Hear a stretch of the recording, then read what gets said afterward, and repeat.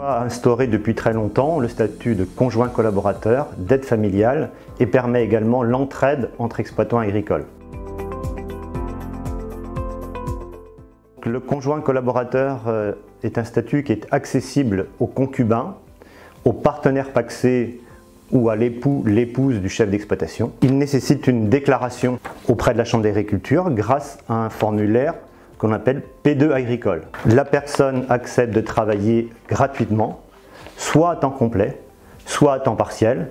Elle peut être ou il peut être salarié en dehors de l'exploitation agricole. Le conjoint collaborateur bénéficie d'une couverture sociale, d'indemnités journalières et des droits à la retraite plus faibles, bien entendu, que celui du chef d'exploitation agricole. Le statut d'aide familiale est accessible aux ascendants, descendants, frères et sœurs du chef d'exploitation à titre individuel ou en GAEC.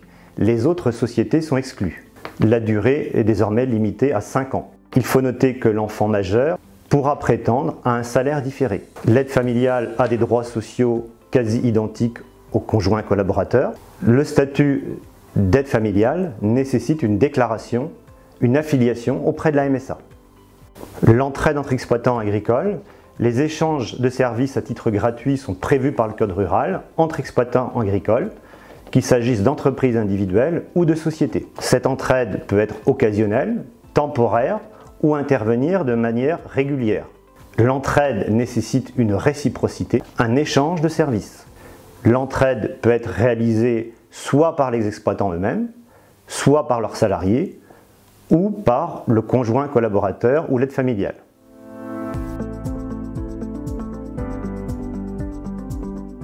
En dehors du statut de collaborateur, de conjoint collaborateur ou d'aide familiale, la participation d'un parent, d'un enfant mineur, d'un enfant majeur fait l'objet d'une simple tolérance, d'une simple présomption. Elle doit rester occasionnelle, spontanée et en dehors de toute rémunération et de toute contrainte. La MSA permet au retraité de donner un coup de main occasionnel à son successeur.